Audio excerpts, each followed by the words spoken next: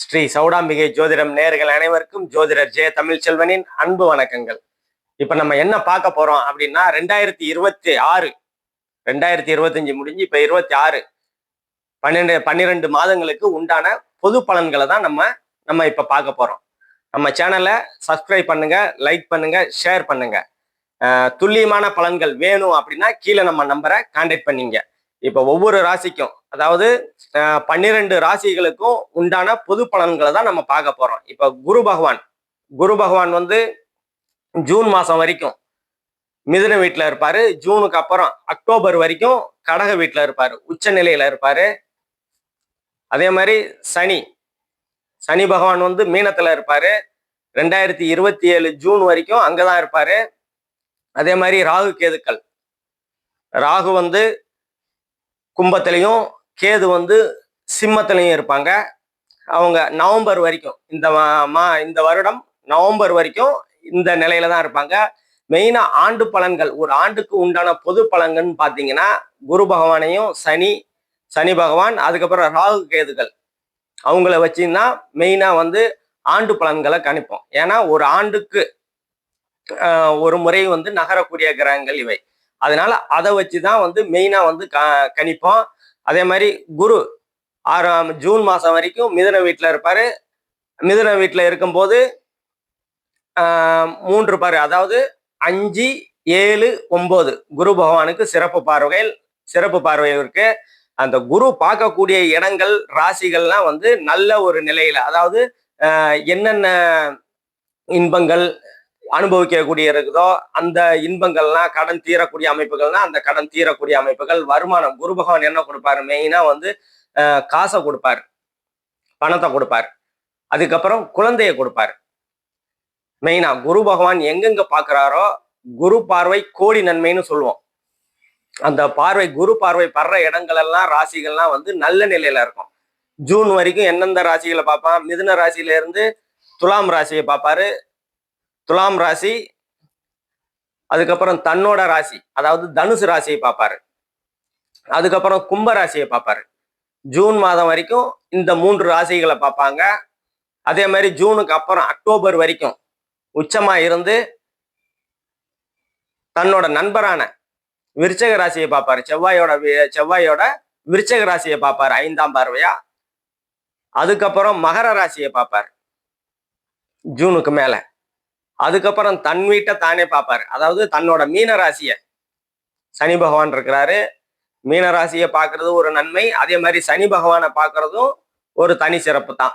ஏன்னா சனி வந்து தீய கிரகம், அதாவது என்ன சொல்றது, சனிகிட்ட இருக்கிற காரகத்துவங்கள்லாம் தேவையில்லாத காரகத்துவம்னு சொல்லுவோம். அதெல்லாம் வந்து குறைஞ்சி, அதாவது சனி தரக்கூடிய கெடுதல்கள்லாம் வந்து குறைச்சிப்பாரு குரு பார்வையினால. இந்த அமைப்புகள் இருக்கும். அதே மாதிரி அஷ்டமத்து சனி நடக்கிறது, சிம்ம ராசிக்கு வந்து அஷ்டமத்து சனி நடக்கும். அதே மாதிரி கும்பராசி வந்து பாத சனி போய்கிட்டு இருக்குது இப்ப. அதே மாதிரி மீன ராசிக்கு ஜென்ம சனி போய்கிட்டு இருக்குது. அதுக்கப்புறம் மேச ராசிக்கு விரய சனி போய்கிட்டு இருக்குது. கும்பத்துல ராகு இருப்பாரு. ஜூன் மாசம் வரைக்கும் ஒன்றும் பிரச்சனை இல்லை கும்பராசிக்கு. ஏன்னா ஜூன் மாசம் வரைக்கும் உங்க ராசிய ராகு பகவான் இருந்தாலும் அந்த ராகுவை வந்து குரு பகவான் பார்ப்பாரு. அப்போது பாவத்துவம் கொஞ்சம் குறைக்கப்படும். இப்ப இதை வச்சு ஒவ்வொரு ராசிக்கும் உண்டான பொது பலன்களை நம்ம பார்ப்போம். மீனராசி நேயர்கள் அனைவருக்கும் ஜோதிடர் ஜெய தமிழ்ச்செல்வனின் அன்பு வணக்கங்கள். மீனராசி வந்து விரய சனியை கடந்துட்டு ஒரு 2 வருஷம் கடந்துட்டீங்க. அப்பாடா அப்படின்னு பெருமூச்சு விட்டா இப்பதான் வந்து ஜென்ம சனி ஆரம்பிச்சிருச்சு. ஜென்ம சனி இன்னொரு 2 வருஷம் நல்ல வேலையா வந்து குரு பார்வைகளோட இருக்கும். ஒரு 6 மாத காலங்கள் மட்டும்தான் சனி வந்து இந்த ஜூன் மாதம் வரைக்கும் நீங்க கொஞ்சம் கடக்கணும். அதுக்கு பிற்பாடு குரு பார்வையில வந்துடும். சனி பகவான் வந்து குரு பகவானோட பார்வையில வந்துருவாரு. அந்த காலகட்டங்கள் உங்களுக்கு பெரிய அடி இருக்காது, நன்மைகள் செஞ்சிருவார். ஆனா அடிக்காம நிறுத்துறதே பெரிய விஷயம். இந்த 2 வருஷம் 2.5 வருஷம் 6 மாசம் ஓடி போச்சு, இன்னொரு 2 வருஷம் சனி அடிக்காம இருக்கிறதே பெரிய விஷயம். அந்த அமைப்புகளை வந்து ஜூனுக்கு பிற்பாடு உங்களுக்கு கிடைக்கும். உங்க ராசியிலே இருக்கிற சனி உங்களை தாமதப்படுத்துவார், உங்களை சோம்பல் படுத்துவார். சரியா? அந்த அமைப்புகள்லாம் வந்து ஜூன் மாதம் வரைக்கும் தான். அதுக்கு பிற்பாடு ஒன்றும் பிரச்சனையா இருக்காது. நீங்க சுறுசுறுப்பாயிடுவீங்க. எடுத்துக்கொண்ட முயற்சிகள் பலிதமாகக்கூடிய தன்மைகள்லாம் உங்களுக்கு கண்டிப்பா ஆட்டோமேட்டிக்கா வந்துடும். அதே மாதிரி உங்க ராசிக்கு 4ஆம் இடத்துல ஜூன் வரைக்கும் குரு பகவான் இருப்பாரு. தாயால் அனுகூலங்கள், ஆதாயங்கள் கிடைக்கும். தாய் வழி உறவுகளால் அனுகூலங்கள், ஆதாயங்கள் கிடைக்கும். வீடு வாகன யோகம் உண்டாகும்.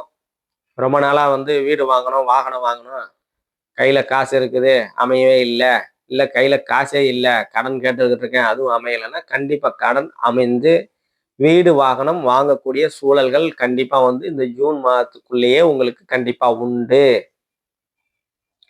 அதே மாதிரி 4ஆம் இடத்துல இருக்கிற குரு பகவான் உங்க 8ஆம் ராசிக்கு 8ஆம் இடத்தை பார்ப்பாரு. 8ஆம் இடம் வந்து பயணங்களால் அனுகூலங்கள், ஆதாயங்கள், திடீர் பணவரவு, தனவரவு, திடீர் அதிர்ஷ்டம்.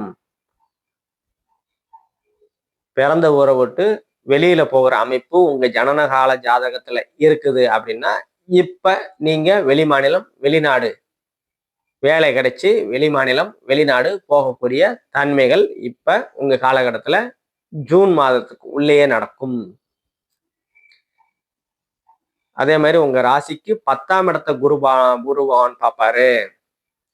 ஜூன் மாதம் வரைக்கும் உங்க ராசிக்கு 10ஆம் இடத்தை பார்ப்பாரு. 10ஆம் இடத்துக்கு ஏற்கனவே சனியோட பார்வை இருக்குது.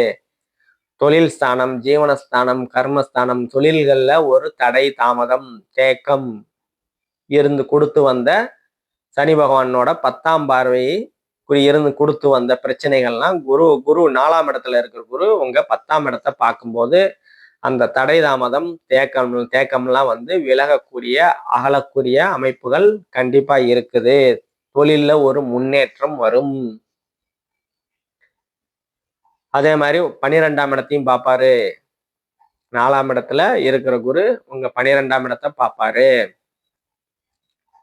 வெளிநாடு ஏற்றுமதி இறக்குமதி பிசினஸ் பண்ணிக்கிட்டு இருக்கிறவங்களுக்குலாம் ஒரு நல்ல ஒரு அமைப்பு, உயரக்கூடிய அமைப்பு, ஒரு முன்னேற்றம் அடையக்கூடிய அமைப்புகள் கண்டிப்பா உண்டு. அதே மாதிரி ஏற்கனவே சொன்ன மாதிரி வெளிநாடு அமைப்புகள் கண்டிப்பா உண்டு 12ஆம் இடத்தை பார்க்கும்போது. அதுக்கு பிற்பாடு 5ஆம் இடத்துல ஜூன் மாதத்திற்கு பிற்பாடு உங்க ராசிக்கு 5ஆம் இடத்துக்கு வருவாரு. மீன ராசிக்கு 5ஆம் இடத்துல 5ஆம் இடத்துக்கு வந்தோடனே உங்க ராசியை பார்ப்பாரு. உச்சமாகி உங்க ராசியை பார்க்கறது தனி சிறப்பு. எல்லாரும் சொல்லுவாங்க என்னன்னா, விருச்சக ராசி நண்பரோட ராசி, மகர ராசி சமம் ராசி. சனி பகவானோட சனியை வந்து எதிரியா நினைக்கக்கூடிய மகர ராசியை பார்ப்பாரு. நண்பரா நினைக்கக்கூடிய விருச்சக ராசியை பார்ப்பாரு. அதற்கு பிற்பாடு தன்னோட ராசியை பார்ப்பாரு. நீங்களே நினைச்சுங்க, யாருக்கு நல்லது பண்ணுவாங்கன்னா தனக்கு போகதான் தானமும் தர்மமும் சொல்லுவாங்கல்ல, அது மாதிரி தன் வீட்டை பார்க்குற தன்னோட ராசிக்கு நல்ல பலன்களை கொடுப்பாரு. அதாவது மீன ராசிக்கு 5ல் இருக்கிற குரு நல்ல அதிர்ஷ்டம், நல்ல எண்ணங்கள், நல்ல சிந்தனைகள், காதலும் 5ஆம் இடம் தான். காதலை நல்ல காதல் கொடுப்பாரு. கொடுத்த காதலை வந்து நிறைவேற்றக்கூடிய, அதாவது பெற்றோர்கள் சம்மதத்தோட திருமணம் அமையக்கூடிய அமைப்புகளை கொடுப்பாரு ஜூனுக்கு பிற்பாடு. அதே மாதிரி ஜூனுக்கு பிற்பாடு உங்க 9ஆம் இடம் பாக்கியஸ்தானம், தந்தை ஸ்தானம்னு சொல்ற 9ஆம் இடத்தை பார்க்கும்போது தந்தையால் அனுகூலங்கள், ஆதாயங்கள் நல்லா இருக்கும். தந்தைக்கும் உங்களுக்கும் உறவுகள் நல்லா இருக்கும். போன வருஷம் வரைக்கும் பிரச்சனை, தந்தைக்கு நமக்கும் பிரச்சனை, அவருக்கு நமக்கு செட்டே ஆகலை அப்படின்ற அமைப்புகள்லாம் வந்து சரியாகக்கூடிய அமைப்புகள். தந்தைக்கும் உங்களுக்கும் ஒரு சுமூகமான உறவு, இணக்கங்கள், பாசங்கள் வந்து அதிகரிக்கக்கூடிய அமைப்புகளை குரு பகவான் ஜூன் மாதத்துக்கு பின்னாடி உங்களுக்கு கொடுப்பாரு. அதே மாதிரி தந்தையோட சொத்து ஏதாவது உங்களுக்கு வரணும் அப்படின்னா அந்த காலகட்டங்கள்ல ஜூன் மாதத்துக்கு பிற்பாடு உச்ச குருவாகி நட்பு ராசி, ஏன்னா விருச்சக ராசி நட்பு ராசியை பார்க்கும்போது நல்ல பலன்களே கொடுப்பாரு. ஏன்னா நண்பரா நினைக்கக்கூடிய செவ்வாய், விருச்சக ராசி செவ்வாயோட ராசி, நண்பரோட ராசினால 2வது உங்களுக்கு தான் நல்லது செய்வார். அவரோட ராசிக்கு நல்லது செஞ்சு உங்களுக்கு நட்பு ராசிக்கு நல்லது பண்ணுவாங்க. அந்த அமைப்புகள்லாம் நல்லா இருக்கும். அதே மாதிரி உச்ச குருவாகி உங்க 11ஆம் இடத்தையும் பார்ப்பார். ஏன்னா குரு பார்க்க கோடி நன்மை. 11ஆம் இடம் லாபஸ்தானம், மூத்த சகோதர சகோதரிகள் ஸ்தானம்னு சொல்லுவோம். அண்ணன் அக்கால் கிட்ட வந்து ஒரு கருத்து வேறுபாடு, பிரச்சனைகள், மனக்குழப்பங்கள், மன கஷ்டங்கள் இருந்து வந்ததெல்லாம் அதெல்லாம் நீங்கி விலகி ஒரு சுமூகமான சூழ்நிலைகள் ஜூனுக்கு பிற்பாடு கண்டிப்பா நல்லவைகள் நடக்கும். அதே மாதிரி உங்க ராசிக்கு 3ஆம் இடத்தை சனி பகவான் பார்க்கும்போது இளைய சகோதர சகோதரனால் ஒரு மனக்குழப்பங்கள், பிரச்சனைகள் இருக்கதான் செய்யும். முயற்சி எடுக்க மாட்டீங்க. முயற்சி எடுத்தாலும் அதுல பெருசா வந்து வெற்றி அடைய வழிவகை இல்லாம இருக்கும் ஜூன் மாதம் வரைக்கும். அதுக்கு பிற்பாடு சரியாகிடும். இப்ப நம்ம பார்த்தது எல்லாமே பொது பலன்கள் தான். அதே மாதிரி உங்க 7ஆம் இடத்தை சனி பகவான் பார்ப்பாரு. களத்திர ஸ்தானம், கணவன் மனைவி ஸ்தானம். கணவன் மனைவிக்கிடையே கருத்து வேறுபாடுகள், பிரச்சனைகள் கொஞ்சம் இருக்கதான் செய்யும். ஜூன் மாதத்துக்கு பிற்பாடு அதுவா வந்து நிவர்த்தி ஆயிடும். அதே மாதிரி நண்பர்கள் மூலியமா கொஞ்சம் கருத்து வேறுபாடுகள் இருக்கும். அதுவும் ஜூன் மாதத்துக்கு பிற்பாடு அதுவும் சரியாயிடும். அதே மாதிரி நம்ம இப்ப பார்த்தது எல்லாமே பொது பலன்கள் தான். துல்லியமான பலன்கள் வேணும் அப்படின்னா தசாபுக்தி அடிப்படையில் உங்க ஜனனகால ஜாதகத்துல என்ன தசை நடக்குது, என்ன அதாவது யோக தசையா, அவயோக தசையா, யோக புக்தியா, அவயோக புக்தியா, யோகர் நல்லது பண்ணக்கூடிய நிலைமையில இருக்கிறாரா, இல்ல அவயோகர் கெட்டது பண்ணக்கூடிய நிலைகள்ல இருக்கிறாரா? ஏன்னா யோகரும் கெட்டது பண்ணலாம், அவயோகரும் நல்லது பண்ணலாம். கிரகங்கள் அவயோகரா இருந்தாலும் சுபத்துவமா கரெக்டான இடத்துல உட்கார்ந்து இருக்கிறாரு